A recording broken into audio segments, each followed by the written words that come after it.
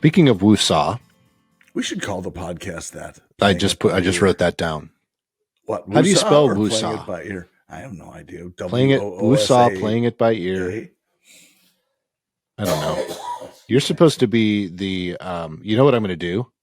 I'm going to be playing by ear, but I'm going to change it from BY to BUY. Don't do that. Jeez. Change. That's so by bad. Ear. Yeah, you're going to put the wrong apostrophes into. Exactly.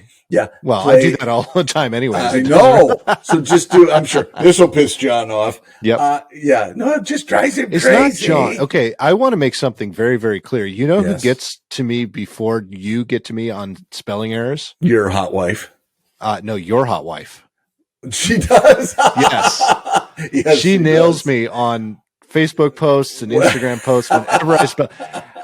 Lisa, I love it. Please don't stop because it really is important to me. I honestly don't look that carefully at it, but half the time it is because it's spell check that comes behind me and autocorrects. We talked about the other half of the time. The other half of the time is definitely me. Doesn't fix the shit. Exactly. It's definitely me at that point. That's really funny. I'm a good storyteller, but I'm not a good grammarian. That's okay. I'm the grammarian, and you should just let me do all the grammarian stuff. I should. No, you should. I'm going to. I'm too lazy. My 2023 resolution is to have John do all the Grammarly. Grammarian we stuff. Should. You know what? We should invent an app and call it Grammarly. Maybe, but there's something similar out there right now to that. Yeah. Called Grammarly.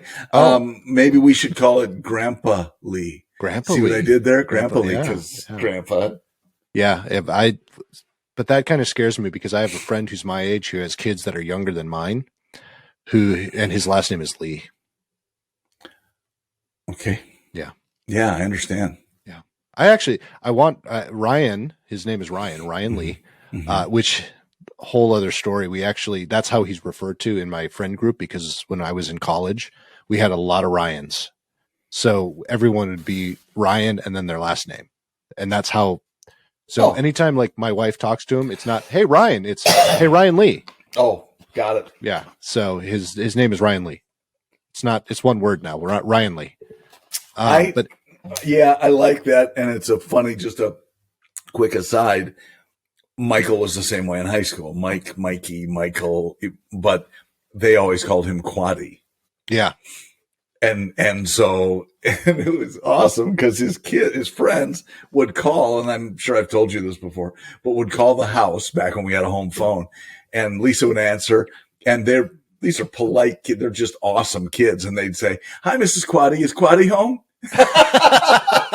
It's so stupid, but just to relive that, it was hilarious. Yeah. See, they actually Quaddy, they could get away with that in my household because my last name was different than my mom and my stepdad's, and that's how I was Cubes or Cubic. Yep.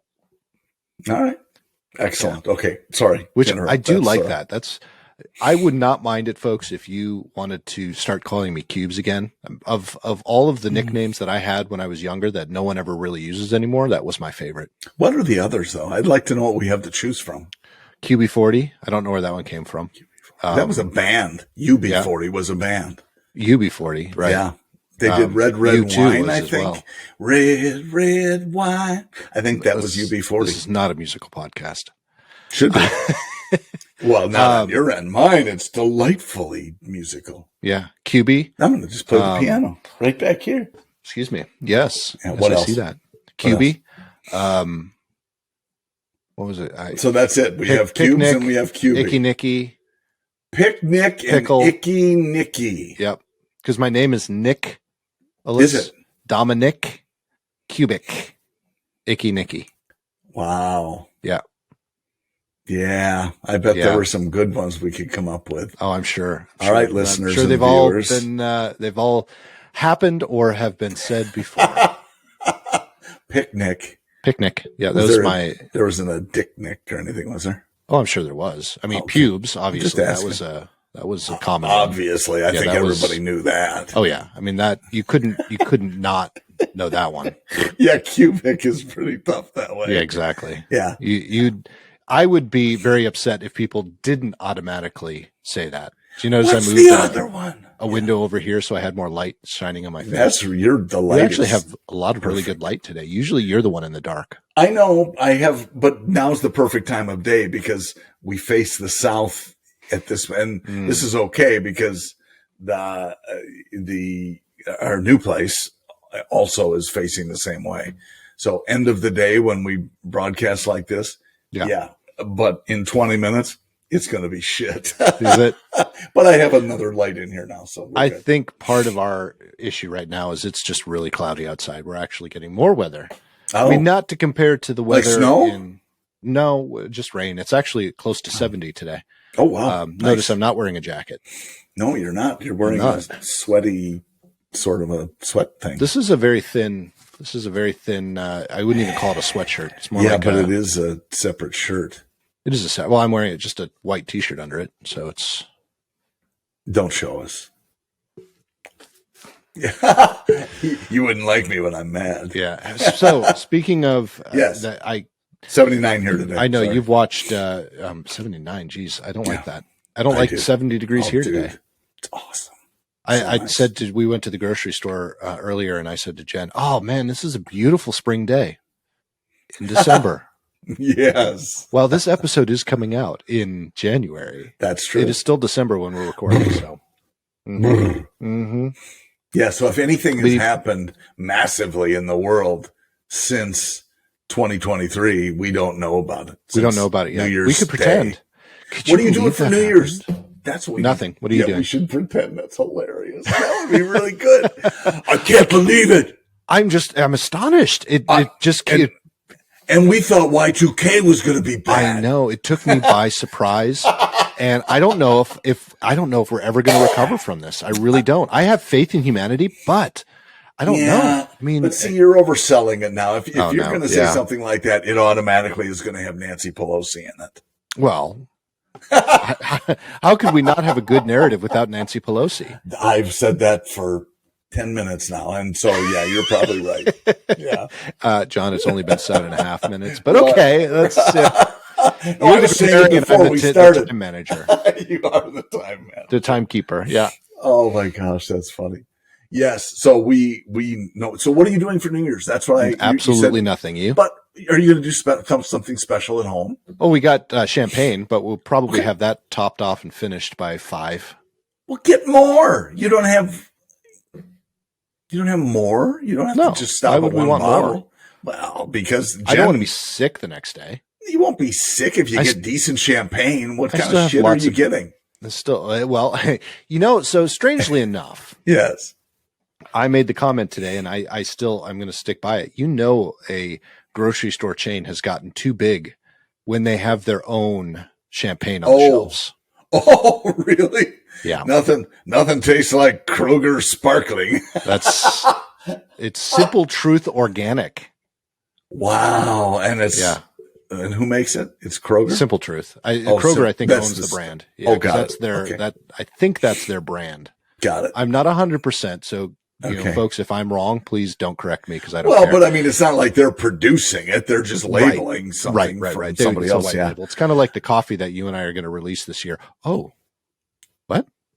We sure are. Mm-hmm. And speaking of which, Lisa got me a very nice Christmas. Yeah, I know. Yeah. Because everybody who saw the previous recording we just did knows that you were drinking water, nothing but corn squeezins. Yeah. Moonshine. Yes. Lisa got me it's called Bone Frog. Are you familiar with that? No. Bone Frog coffee. Sounds familiar. Oh, Bone Frog coffee. Okay. It is delicious. I mean, it's really robust and oh my gosh, just really, really good. Not a sponsor, Bone Frog. I can't wait to get our bell back. You do need to get the bell back soon. Very soon. I'm going to unpack it. By the time, let's unpack this right now. Yeah, well done. We need to unpack this a little bit. No, literally, we need to unpack this crap because it's sitting out in my garage. Well, if it makes you feel any better, I predict in 2023. Yes. It's already happened. that you have just moved into your new house and you've unpacked the bell for episode 3, maybe 4, because we might do 3 today. I don't know. 10 today. Maybe 10 today. We should shoot for 10. Have to guess. We'll be done by midnight at least. Yeah, you'll know we did 10 if we're like. I don't think I have enough beer. No, for that would be these. 3. Yeah. I know. I'm already. I don't think you do either. Yeah. I do I'm still not sure have plenty I have of bourbon beer for this one. Do you? Okay. Yeah. When you say plenty. We're talking about this, so this is something interesting. I want to know more about Bone Frog, and I also want to hear what you got for Christmas, because I think that'd be fun to talk about. If you got anything good, and if you didn't, I don't care. I don't care. I don't care. No, actually, so I'm talking about my beer and just saying that jokingly and stuff like that. But we are going to attempt, and folks, I know we've gone over this before, so I'm not going to ask for forgiveness, because it's just that it is what it is. I don't really drink that much. And if I do, it's usually I don't drink during the week, and I'll have a cocktail or 2 on the weekend. That's usually my normal week, unless it's the holidays. The holidays I do drink a lot. I will admit that, because what else are you going to do? Got to take the edge off somehow. But nice. Jen and I have decided, just because this, since COVID, I'm just going to say from Coco. I do think we both have partaken a little bit more than we normally would, which is still not a lot. But you're not alone. We are going to try, because people have. as Rogan already does sober October. Jen and I are going to try a sober January. Okay. And so that'll be interesting, because again, not that it's going to affect me much, because that just really literally takes out 3 days of drinking, because I only usually do it maybe 6, because Friday and Saturday. Right. So it's not going to do much. It's not going to be much different from my normal, but I think it'll be interesting just to see how we feel at the end of the month, because I'm also going to have to lose all the weight I just gained in the last 2 weeks from overeating and over imbibing. So, well, I think, look, I'm not, I have become a 10th of the drinker I used to be. So I don't want to say I don't drink. I went 2.5 years without anything, and then you started a podcast. And then I started a podcast, and holy crap, this is not going to fly without liquor. So had some, but then I dialed it back again. And so, I try to manage it a little bit better. What helps me manage it as much as anything, though, is going to the damn gym. Oh yeah. Because I don't feel like going if I'm hungover or, and even not that, even if I just had more than a glass of wine, I just don't, it's a whole different ballgame. Well, it's not like it used to be. So even when I do it, like for the holidays, I am done by 5 p.m. Done drinking? Well, that's because you start at 9 a.m. I didn't say, I'm not going to argue that. I mean, why not add a little bit of spice to your coffee? Come on. No, seriously though. I put ACV in there. It's fine. Right. Yeah. Now, I usually, maybe 6. I'll say 6, because, I might have a glass of wine or something for dinner on the weekends. But sure. Yeah, I usually don't drink past 6, because the same thing. I want it out of my system. Same with the food. I don't usually eat past 6 either, because I don't want anything in my system by the time I go to bed. Good. And with the exception of water I'll drink until about 7 or 8, just to kind of, make sure that I'm hydrated. But I only do that when I've been drinking. Yeah. But that having those restrictions it's healthier, quote unquote, healthier. Yeah, Notice, folks, Matt, especially, I said, but it takes the fun out of it, because it's, the spontaneity of it. And actually, that's a good point. Yes. So why even? I mean, I am one of those rare people. I do like the taste of certain things, and I seek out tastes and pairings and things like that. I'm not drinking just to get drunk. I mean, the amount of money I spend on booze, that just buying one bottle is what a lot of alcoholics will spend on 100 bottles. I know. and that's me too. And that's a problem if you're drinking a lot. Because not only are you drinking a lot, but you're spending a lot to drink a lot, because you get in this.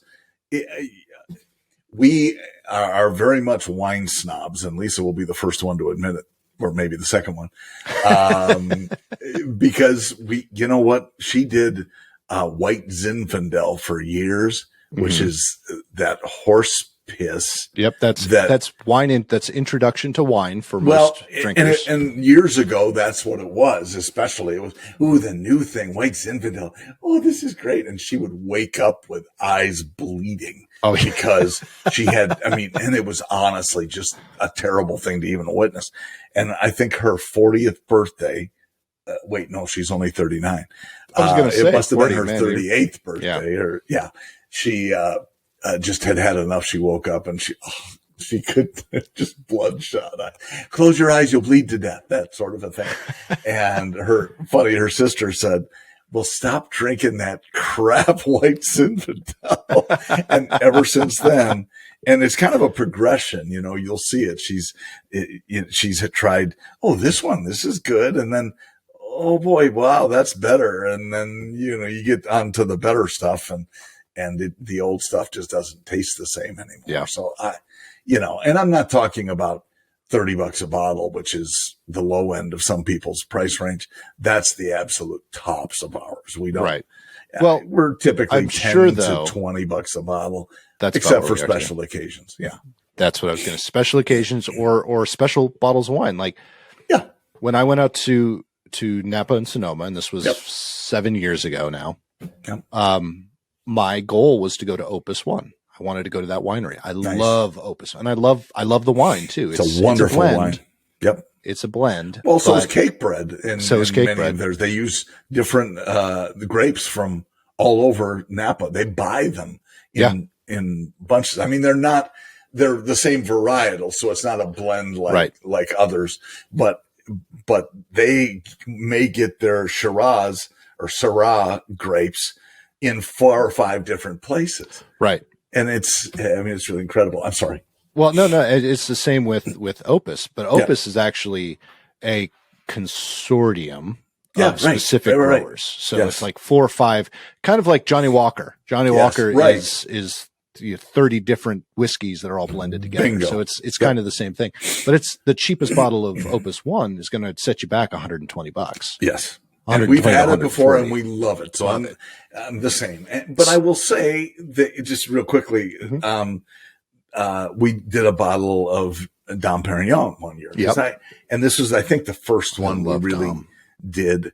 Well, and this was one, it was a kind of an upper level something or other, and it was a bargain at $120. Oh yeah. And so we had it for probably a year almost before we cracked it for some special occasion. And I was so happy that it was delicious. Because, you'd think, Dom, it's going to be overrated. And it was amazingly delicious. So, I'm with you. For special things, I could absolutely, and not because it's not special if you're doing it every week. Exactly. I suppose if you got a $40 million yacht, it can still be special. Right. Well, every week. There's the thing. If I had that much money, enough money to have a yacht, first of all, I wouldn't buy a $40 million yacht. What if you had $20 billion? Maybe you would. No, I would buy a yacht. I'm not going to, I would, but it would probably be a catamaran sailboat.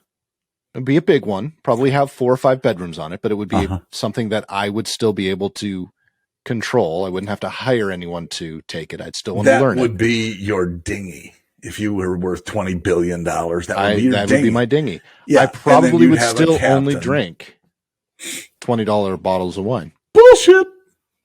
Doesn't mean I wouldn't have a collection. So we talked about cars in the last episode as well, but it's the same with wines.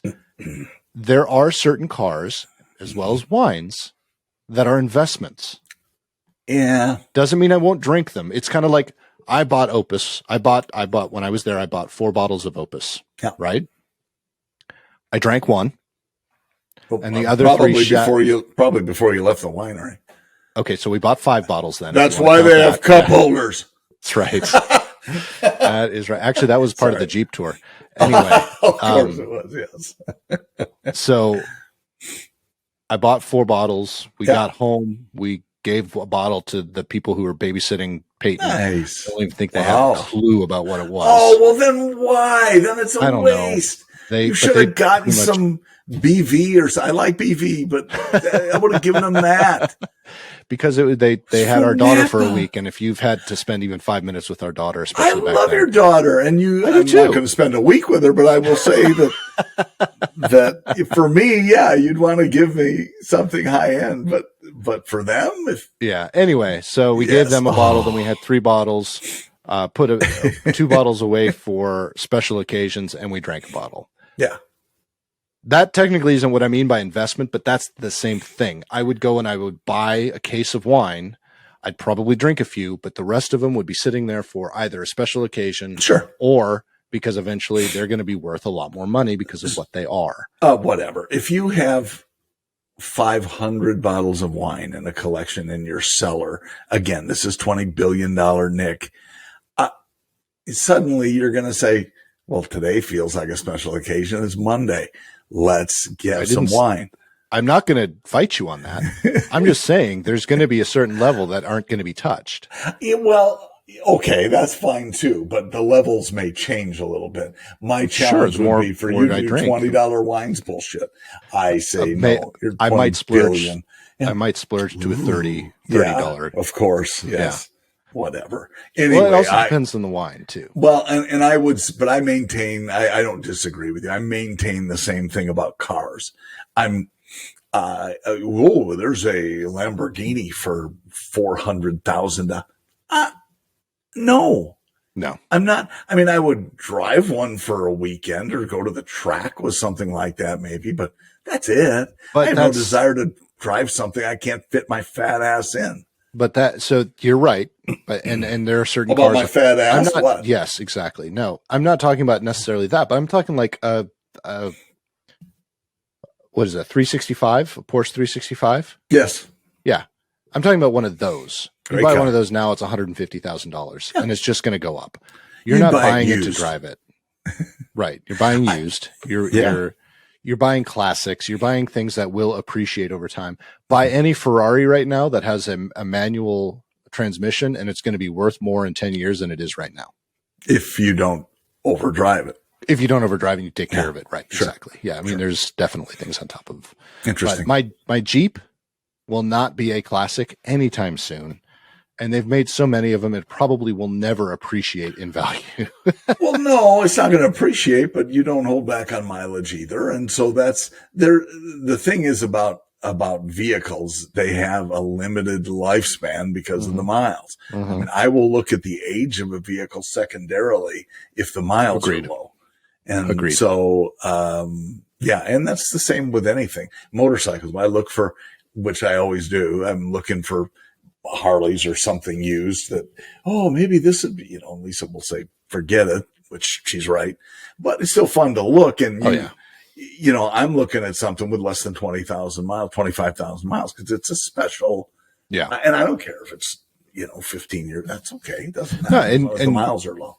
And again, depending on the car, it could be worth it. So a perfect example, again, moving back to Jeeps. Yep. I saw a 1997 Jeep Sport manual transmission.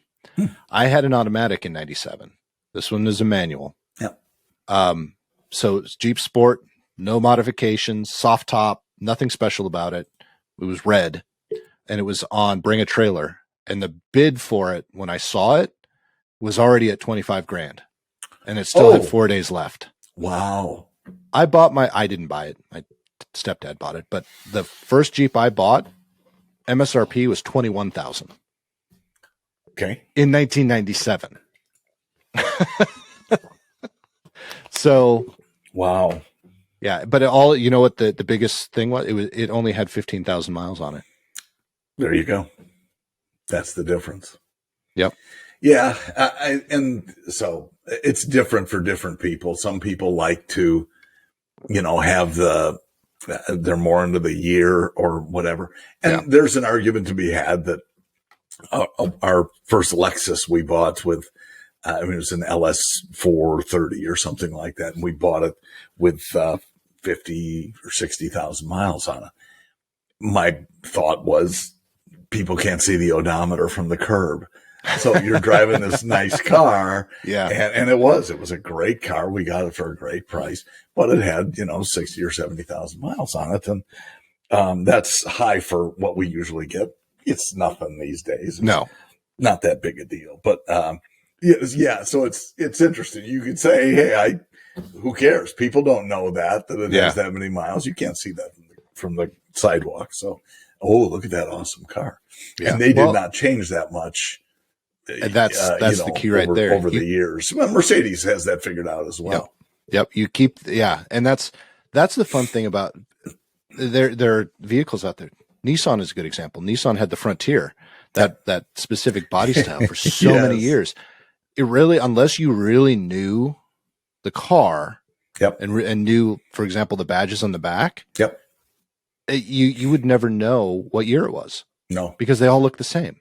And I owned one, so I can tell you that it was exactly correct. Yeah, that's why I brought it up. And excuse me. Yeah, that is an accurate statement. Yeah. Well, my C300, my Mercedes, I bought it. It was already, it was only 2 years old when I bought it, but still, it's the same body style that they just changed it right now. So no one knows if 22 was the new body style. And you're driving, no one knows if you're driving a 21 or if you're driving a 15 because it's the same car. Well, and it's just the people typically who sell them or do the research on them all the time that know. Everybody else goes, oh, you got a new Mercedes. And that's right. And you, oh, did I? You don't have to say, no, it's used. Exactly. Well, it's kind of like new to me. Yeah. It's, it's kind of like, we had a Bravada. And the Bravada, that body style is Oldsmobile, by the way, folks. It was a Bravada. Jen drove it for a very long time. My mom drove it before that. The only way you could tell what year it was by the wheels. Well, it was the same body style. It was the same vehicle, essentially, as a Chevy Trailblazer. Yep. And who else had one of those too? Everybody had it. Buick had one. Yeah. Did Buick? I don't think Buick did. GMC had this same body style. GMC did. That's correct. Not back then, I don't think. In the early 2000s? Yeah, I could be wrong, but I don't think so. I think their first one was their first SUV. I'd have to do the research, but I don't think I could be wrong. But I knew Oldsmobile did, and I thought it was weird because Oldsmobile didn't have SUVs. Right. But but you're right. It's just it's a fancier Trailblazer. Yeah. Oh yeah, for sure. And it was just, it's going to be this wonderful. Yeah. Yeah. Trust me, it was a great truck. It really was. They were absolutely fine. But I also remember the Cadillac Cimarron, which was the J body, same as the Chevy Cavalier. In fact, made in the same plant as the Chevy Cavalier. Yeah. And, we used to laugh that it has leather seats. Yeah. It's Cavalier with perforated leather seats. Yeah. In some changes. So like the Bravada, GMC and Chevy do the same thing. Their trucks are almost identical. Just has a different nameplate, different front end, but also the dashes are different. Not different in structure. Yep. But one has a very supple, I like that. Yeah. I like that word, supple dash. And the other one is a very plasticky dash. Yeah.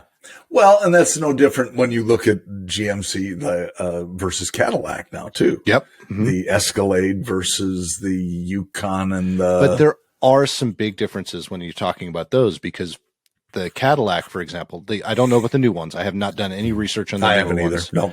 But let's go back to 2015 because that's when I actually sold them. Was it 2015, 2014, 2015? Something like it. Doesn't matter.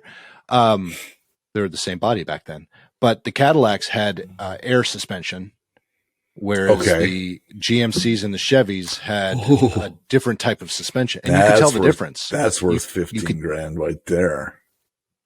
I would disagree. Actually, a lot of people that we sold trucks to disagreed with that. They came over to the GMC because they didn't like it. Well, and let's face it, air suspension back then, it's not like they were bagged or anything. They just had air shocks. That's all it was. Right. You'd add, air. Ooh, well, okay.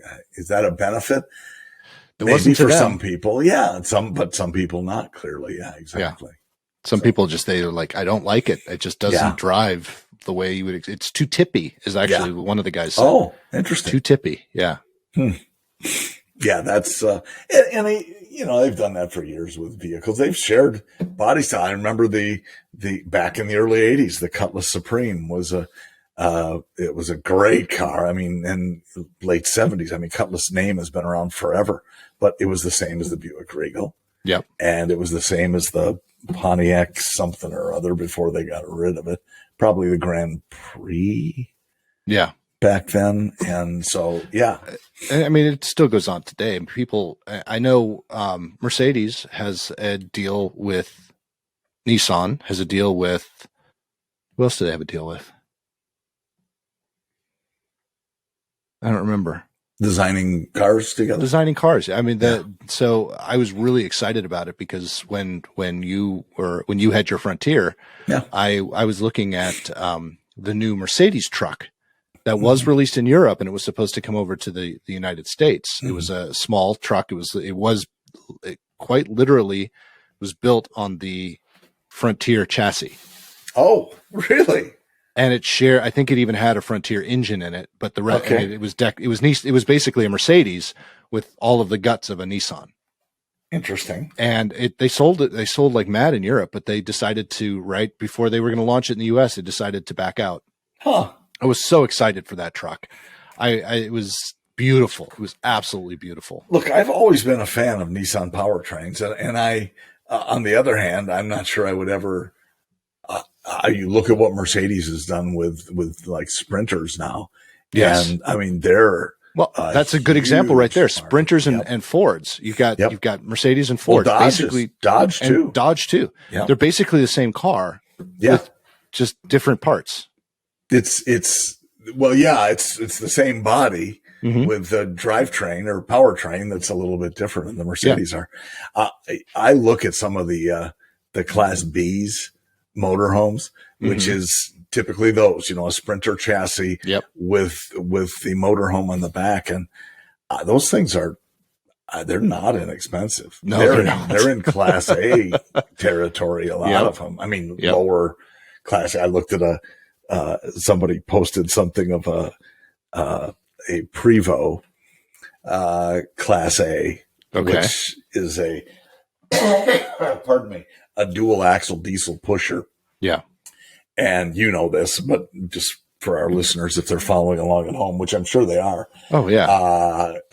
But it's a cool vehicle. One that was 10 years old. I think it was a 2013 model. Was on sale for $333,000. But I mean, it was beautiful and in great shape, but that is a new, I'm not sure, but probably around $1 million motorhome. It's crazy. And you just, wow. So if I were looking to buy, I want to spend this much money and get the best, that's it had 47,000 miles on it for a diesel. Wow. That's not much pushers. for a motorhome. But they're everywhere. I mean, those things, you get people who buy them and we're going to travel the country. And, by my voice, you can tell that they're elderly. Right. And that's my actual voice. So that might say something too. But we're going to travel the country, and then somebody gets sick or they, something changes and they sell it. And holy cow, take a bath on those things. But for some of those folks, if you're spending $1 million on a motorhome, welcome to the bathing. Well, and again, you're not buying one of those for an investment. Heck no. If you are, you got some bad advice. Yeah. Yeah. And there's one thing that I can probably maybe safely say. You can really travel I'm using very specific words here. You can travel the hell out of, and it'll still maintain its value or go up in value depending on how you care for it. Airplane. Sure. Oh, that's a great point. Yeah. An airplane would be one of those things. And and people who are much more schooled than I might say differently, but not many people buy airplanes because of appreciation. They buy airplanes because they love planes and piloting. It's not. That's right. It's not like they're going to park it in the hangar and pay the monthly fee for the hangar or pay to build a hangar and then say, well, I can't wait to sell this and realize a $20,000. Right. Well, there are people though that will buy them to fly them, but they'll also improve them so they can sell them again to buy their next toy. Oh, but I'm not sure they improve them to sell them. They improve them, especially these days with electronics, because it's more awesome when they're flying them. Oh, hell yeah. And at the same time, here's the argument. Honey, the reason I spent all this money was because it's going to be worth more when we sell it. Right. Yes. So it's more of the argument as to why and how you can justify it than it is, I can't wait to give that next owner is going to really, who cares about the next owner? Yeah. Yeah. I mean, it's even when you don't take it. So we're talking about appreciation, but I mean, those things are so expensive. I just saw listed a 1972 Cessna 172. Wow. And I got excited because it was 95 grand. Oh, like, 95 grand. That's it. Wow. It's still 95 grand for something built in the 70s. Wow. Hold on one of the number one most built airframes in the world. Yes. Right. So what I mean by that is there are more Cessna 172s than any other airplane out there. Yes. And it's still 95 grand. And it's still being built to this day. They're still building Cessna 172s. It boggles the mind. But now, if you were to go out and buy a brand new 172, which I'm not going to. No, I mean, they're $500,000 easily. You go out and buy a brand new 172, it's not going to be worth $500,000 next year. No, but that's a good point. But what did the 1972 start out at, do you think? I would say in 1972, you could probably pick that up for 20 or 30 grand, if I'm guessing right. New? I could be wrong. New. Yeah. Wow. Okay. Yeah. Jeez. Murray had a Bonanza, a V-tail. We've talked about it on the podcast before. Dr. Killer. I did look it up, and it was in 1979. I think it's in 1979, and brand new. He did not buy it new, but brand new, 1979. I think it was $60,000.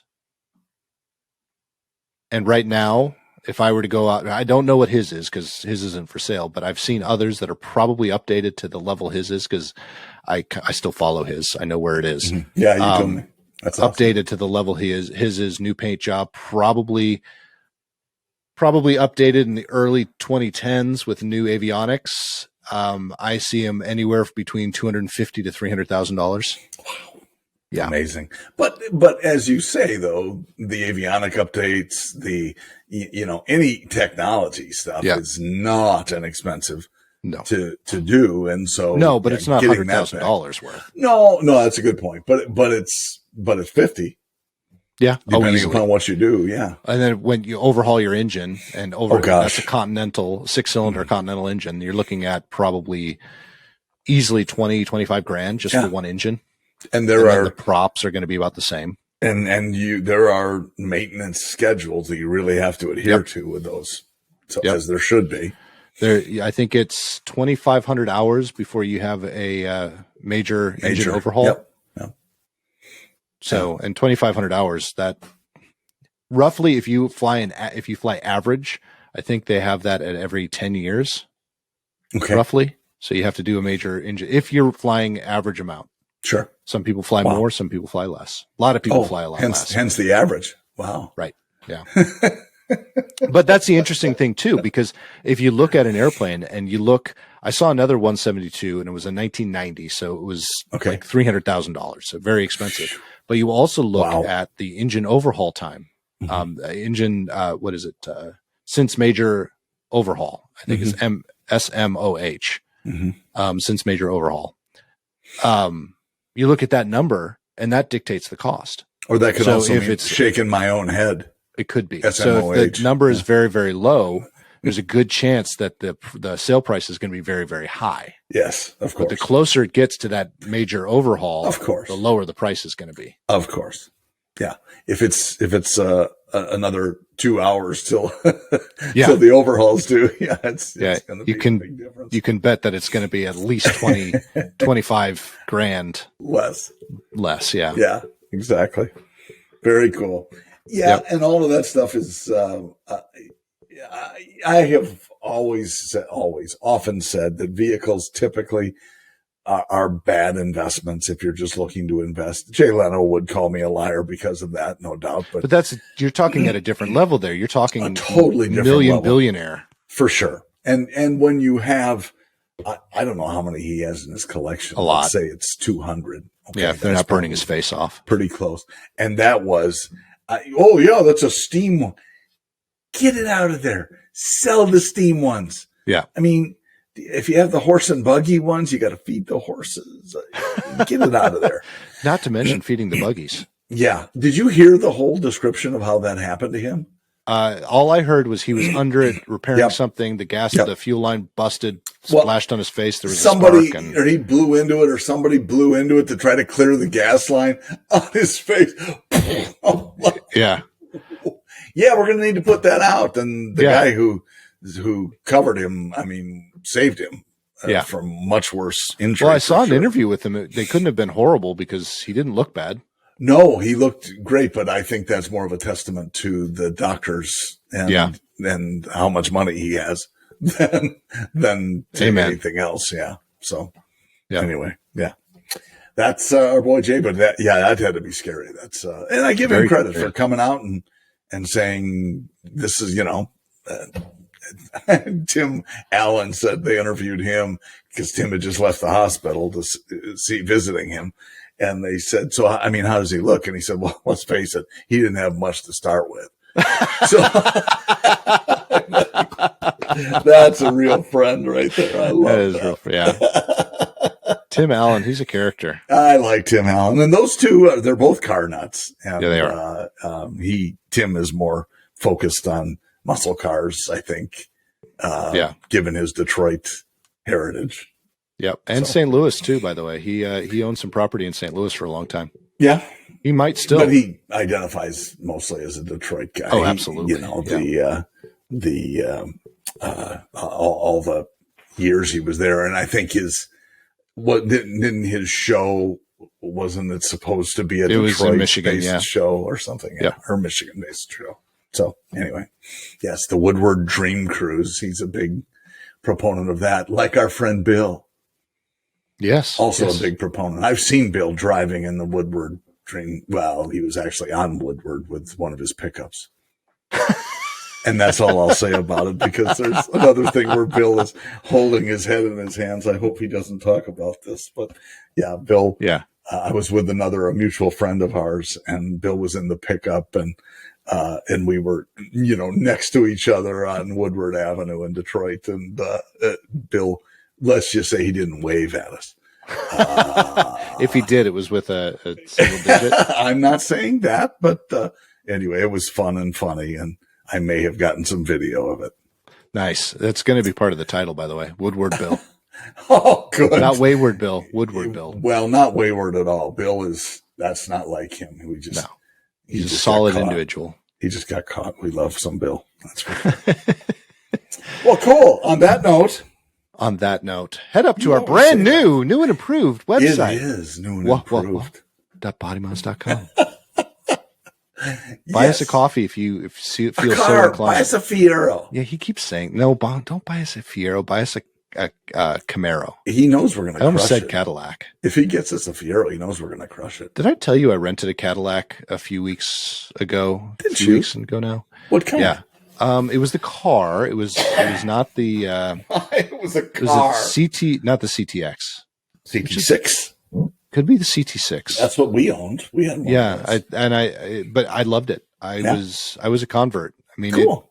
Very similar in many respects to the Mercedes, driving wise. Mm-hmm. There are a few things I liked about the Mercedes better, but there were a lot of things I liked about the Cadillac better. So yours, it was probably.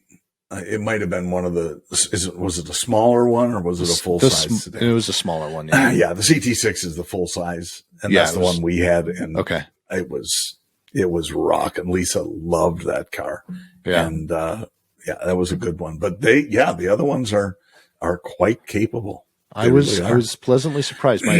Murray always wanted a Cadillac. I've driven them before, but not the new ones, the new ones. And I was impressed. Awesome. Not gonna lie. After I just dogged the SUV a little while ago, but the Escalade? Yeah.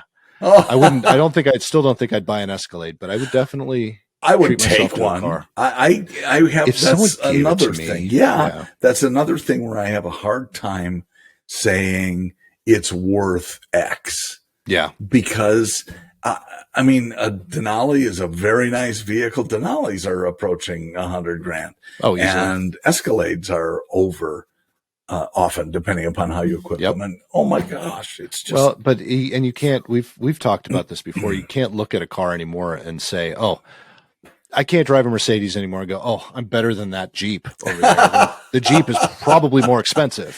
I love going back and forth though. Different, not cheap. No, and we're not talking about expense.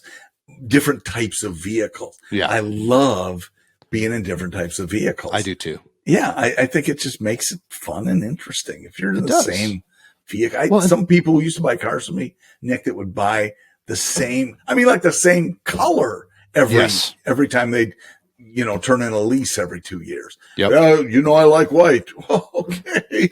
Yep. I guess, but how about a different color interior? No. That white interior, white with a white interior and a white final. Oh, I know. Cadillacs. Yeah, that's the way they loved them, because that's what my wife said she liked one time. And so, once. That's exactly. all That's why I home. like renting cars, because you get exposed to so many more different types of vehicles. Yep. No doubt. So, yeah, I agree with you. I just need to get rich so I can have a garage like Tim Allen and Jay Leno. I don't want a garage like them because my house would be proportionately smaller. Yes.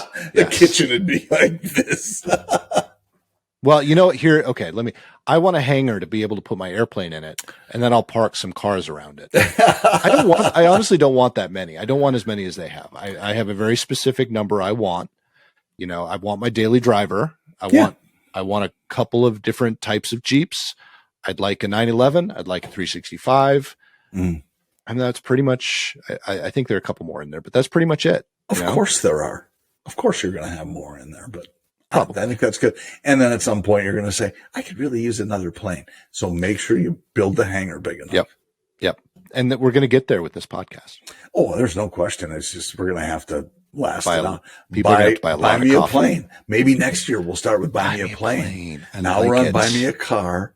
2024, buy me a plane. I think they have apps for this sort of thing too. It's kind of like crowdfunding. Have you ever heard of that? Plane funding. Yeah. Yes, it's a lot better than a loan, I tell you. I'm sure people are clamoring to do that. I'm sure. I was just waiting for an opportunity. How many more to buy pop-ups them a plane. can I get on our website? I mean, look, I think that's probably what happened with John Travolta. He's got a Boeing 727. Yep. I think that was probably crowdfunded. Yep. Well, notice the house is proportionately smaller than the airplane. I know, exactly. So it's actually for it being a mansion, but with the planes around it that are connected to it, it does look so much smaller than it probably really is. It does. So that poor guy. Yeah, poor guy. Poor John Travolta. All right, pal.